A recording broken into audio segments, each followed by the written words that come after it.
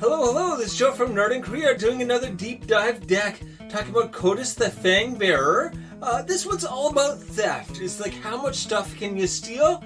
This deck is not as heavy on things like win conditions and things like that. A lot of it is like knowing what your opponents have and what to use against them. So pay attention to their themes and everything in their deck so that you know what you want to take from who. And if you like this one, please hit like and subscribe. We are looking at Kotis the Fangbearer. This is one that stood out to me pretty quickly, and I think a lot of other people felt the same way, but here we go, this deep dive deck. So, Kotis the Fangbearer, again, he is one black, a green, blue, Sultai. He is a 2/1 indestructible. Having an indestructible commander opens up a lot of doors that a lot of other commanders don't have, but we're going to talk more about that later. So when Kotis deals damage to a player, exile the top X cards of their library, where X is the amount of damage dealt. Okay, so the amount of damage dealt, however much that is, originally 2, we're going to try and increase that, of course, up to who knows how many. You may cast any number of spells with mana value X or less from among them without paying the mana cost. Okay, this is a little tricky to read. I think sometimes people read this and think the X is like totaling X.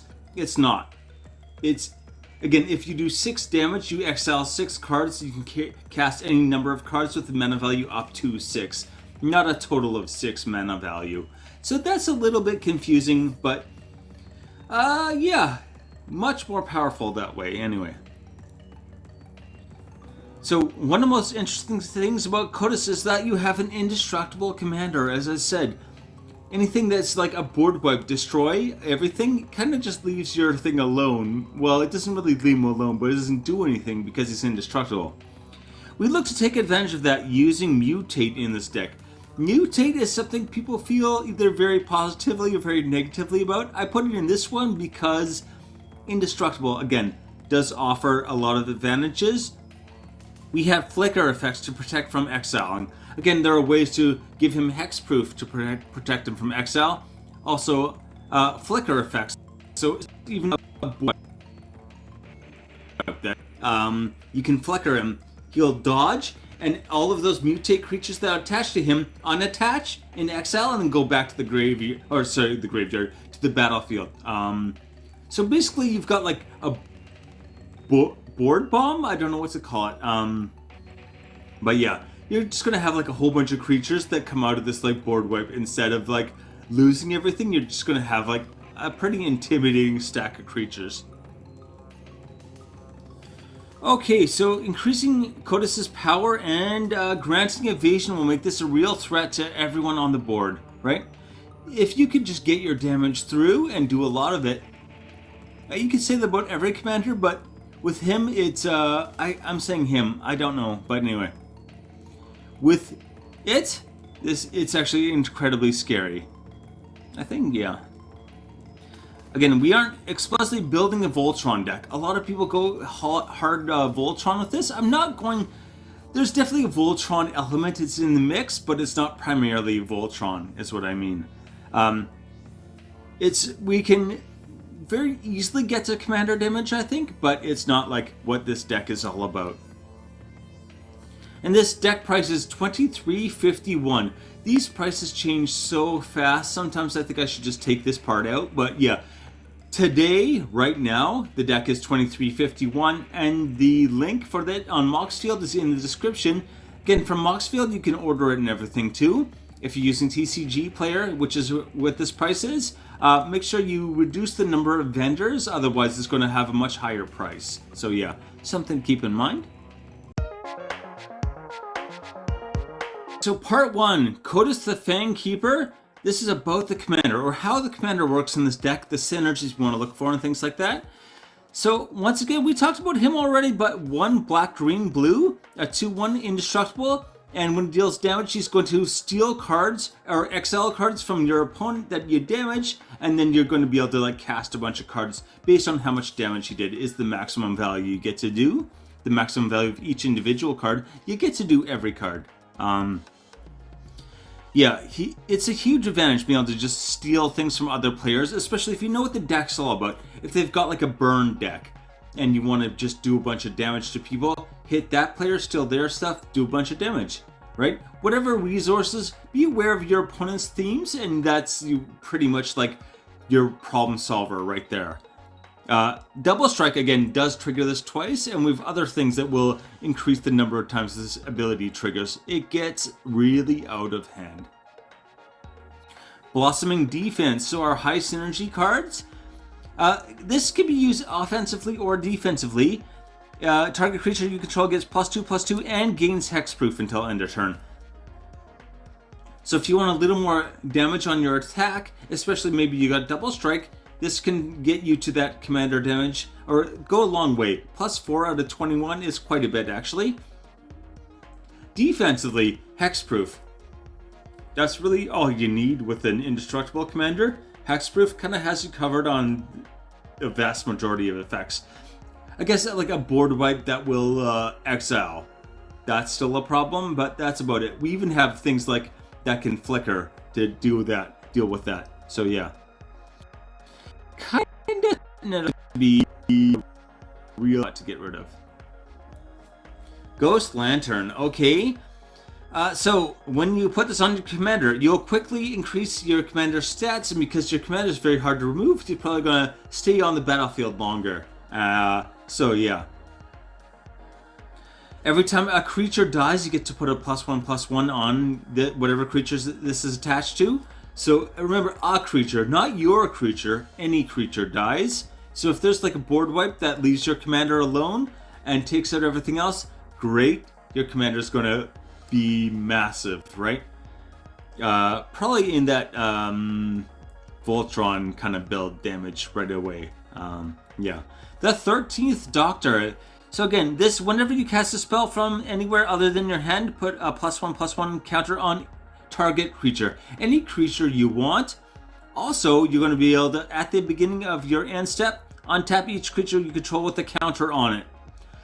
So yeah, your commander is going to be able to get a bunch of +1/+1 counters as anything else on your board, and everything is going to untap, making your defense really easy, or even activate those abilities again or something like that. So yeah, it's going to do some work right there.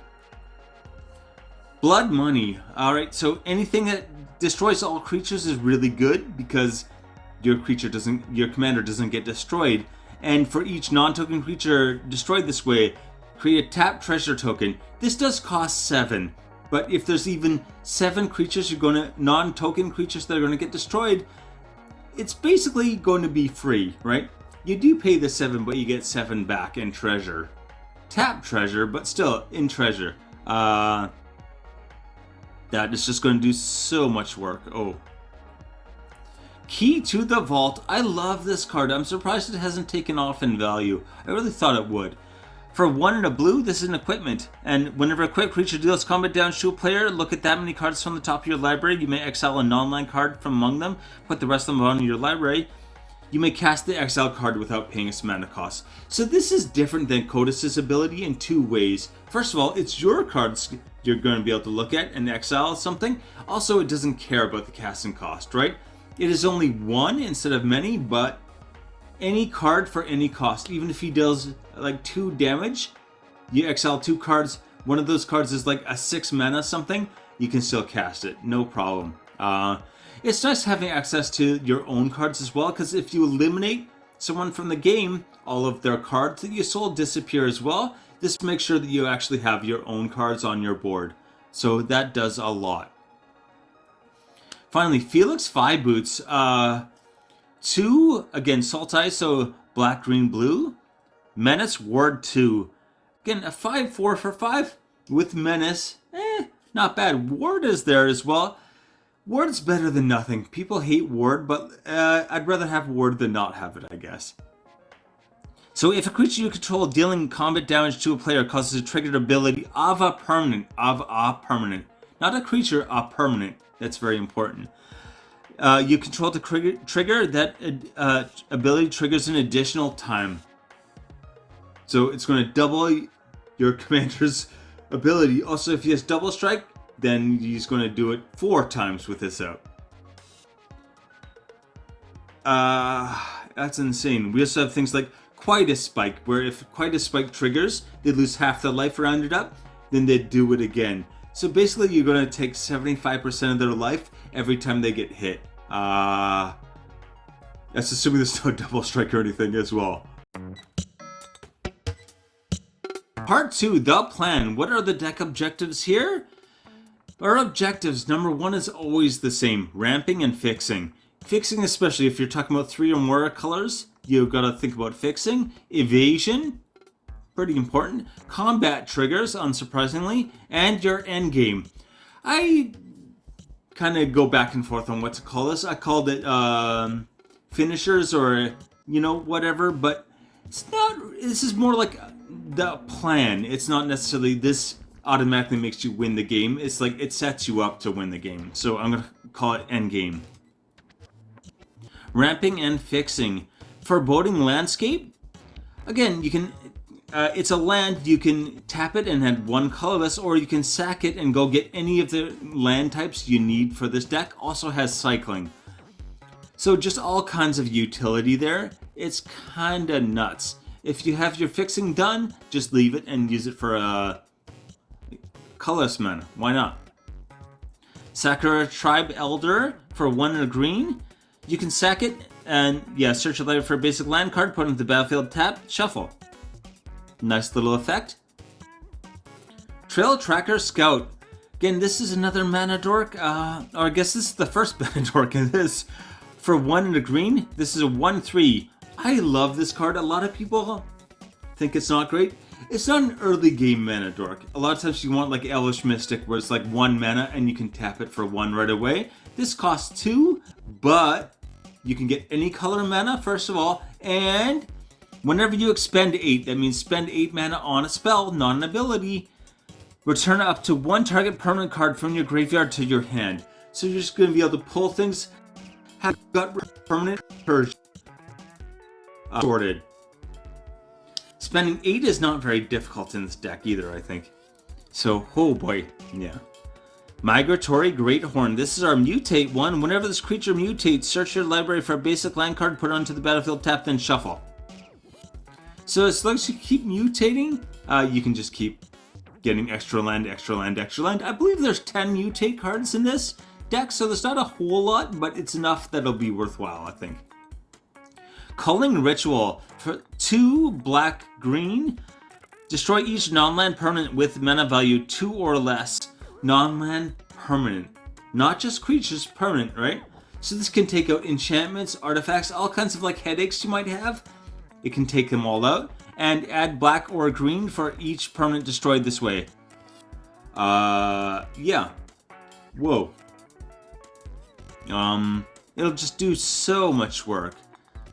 Especially against those like token decks or something. Again, those token decks have mana value 0. They are permanent still. So yeah, if they've got a big pile of treasure or clues or something, basically that's your mana now. Oi. Evasion. Okay, so we got Cradle of Baldur's Gate for a blue and a black, a 1/3. He can pay 2. Whenever you attack, you may pay 2. If you do, target creature can't be blocked.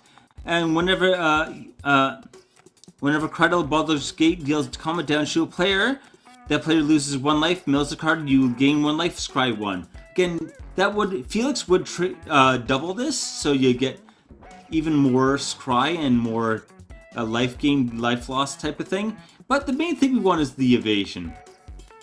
Marang River Prowler. For 2 and a blue, is can't block and can't be blocked. So not helpful on defense, but can't be blocked. Also, you may cast him from your graveyard as long as you control a black or green permanent. So if your commander's out, you can just keep casting this from the graveyard whenever you want. So you can always have like an unblockable creature on the board just over and over and over. And yeah. They need to exile this basically. Wingspan Stride. For 1 blue only, it gives +1/+1 and flying. Also, for 2 and a blue, you can return it to your hand. Kind of a nice little bonus. Really, we want flying and only 1 mana, though. Sword Coast Sailor. This should be so much more expensive as well. For 1 and a blue, commander creatures you own have whenever this creature attacks a player, if no opponent has more life than that player, creatures can't block. This creature can't be blocked this turn. Right, it's only this creature, not all the creatures. I almost read that really wrong. So your commander, as long as they're attacking the opponent with the most life, just unblockable. So yeah, done, sorted, right? Reverse the polarity. For 1 blue. This is an instant. This actually went above my $2 mark and then back under. Counter all spells. So it's a pretty huge counter spell. Also, switch each creature's power and toughness until end of turn. Maybe if you're playing like against maybe Toughness Matters deck where they've got a bunch of 0 things, switching that would make them all go to the graveyard. Anyway, creatures can't be blocked this turn.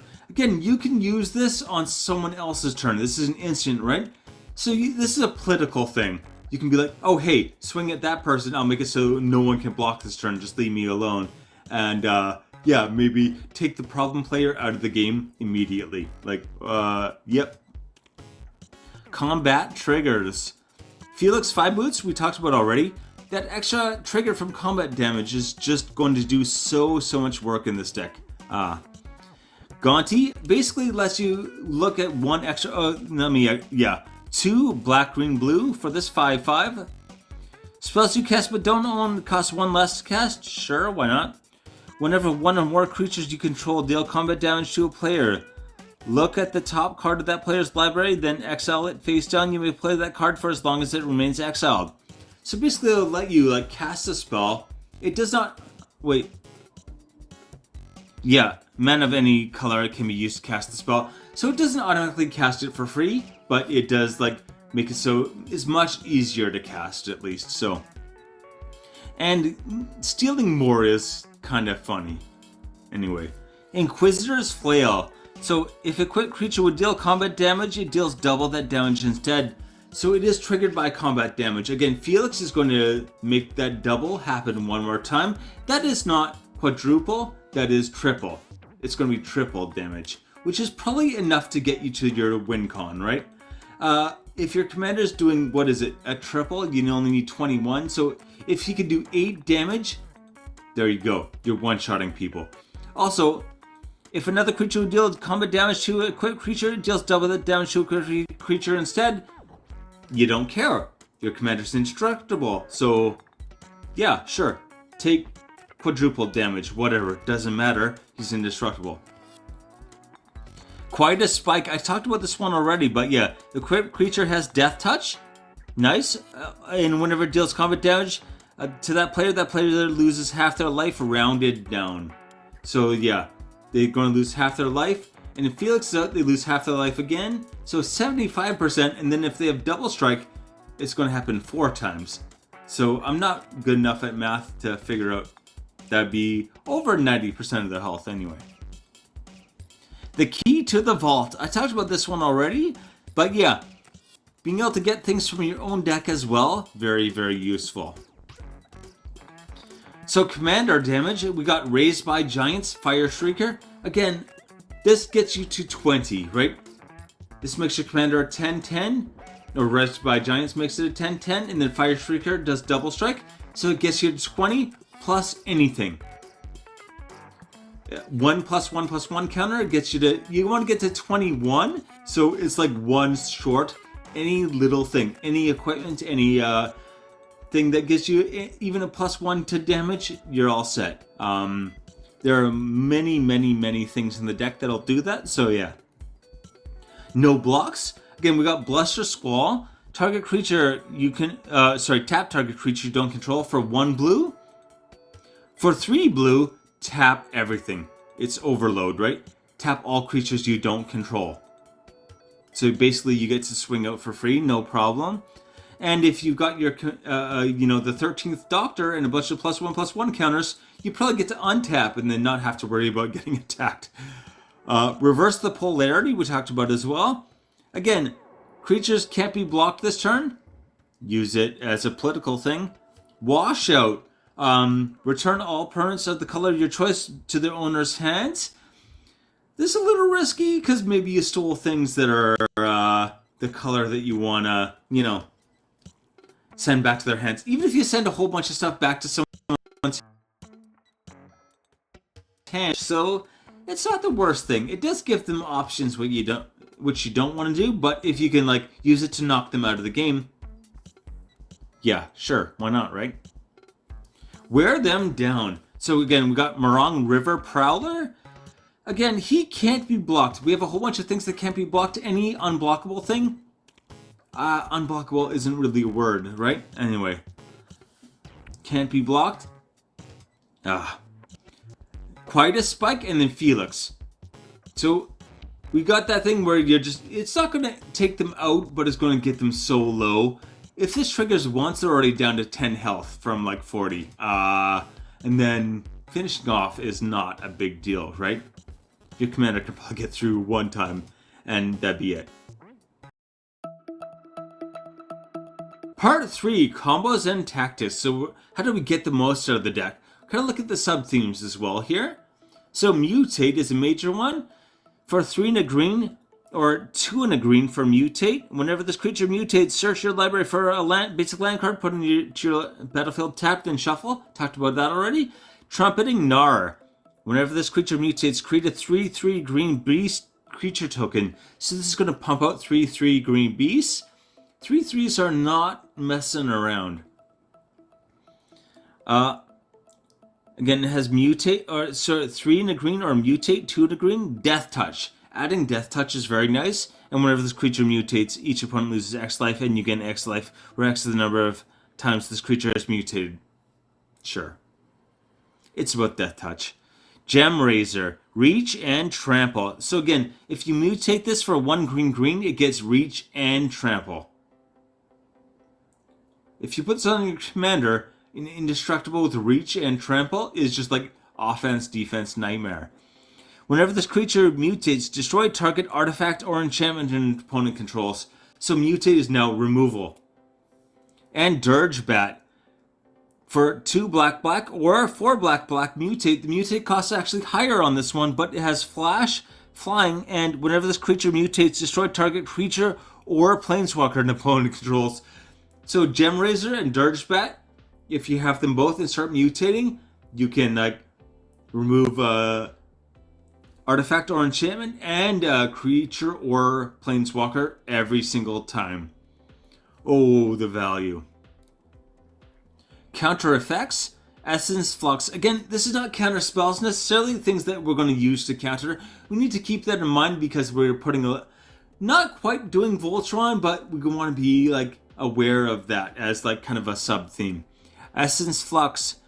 Exile target creature you control, return to the battlefield under its owner's control. If it's a spirit, put a +1/+1 counter on it for only 1 mana. That's why it's in here. Planar Incision does almost the same thing for artifact or creature. And yeah, comes back to the +1/+1 counter even if it's not a spirit for 1 and a blue this time instead of just a blue. Repulsive Mutation X green blue. This is a little confusing. So put X +1/+1 counters on target creature you control. The X is for the number of counters you're putting on a creature. Then up to 1 target spell. Then counter up to 1 target spell unless this controller pays mana equal to the greatest power among creatures you control. So first you're putting those +1/+1 counters down, then they have the tax effect, which is probably going to be pretty high given that you've just put a bunch of +1/+1 counters on a creature that hopefully already had high attack power, right? So this is actually a pretty solid counterspell. Blossoming Defense. For a green, we talked about this one already. Hexproof on defense or +2/+2 on attack. Negate. Plain old Negate. Counter target non-creature spell for 1 and a blue. Nice to have. More Theft. Alright, Gaunty. Again, talked about Gaunty already. Just stealing an extra card. You do have to cast it separately, but it's exiled until you want to use it. Outrageous Robbery. So X black, target opponent exiles X cards from the top of their library. Face down, you may look at and play those cards as long as they remain exiled. If you cast a spell this way, you may spend mana as those men of any type to cast it. Yeah, sure. Villainous Wealth. This is a scary one. This is very much like pretty much the same as your commander's ability, but you don't have to worry about combat damage, so you can do this on top of your commander's ability. Target opponent exiles the top X cards of their library. You may cast any number of spells with a mana value X or less from among them without paying their mana cost. Once again, you get to cast all of those spells. It's not a total of X, each individual thing. So if you make X 6, cast this for 9, you're probably going to be able to just cast everything you exile. Also, those things stay in exile. They don't go to the bottom of the player's library or something. They're just out of the game. So, at minimum, you've created a big problem for them. Alright, this is Kotis the Fangkeeper. This deep dive deck, I hope you like it. Take it easy.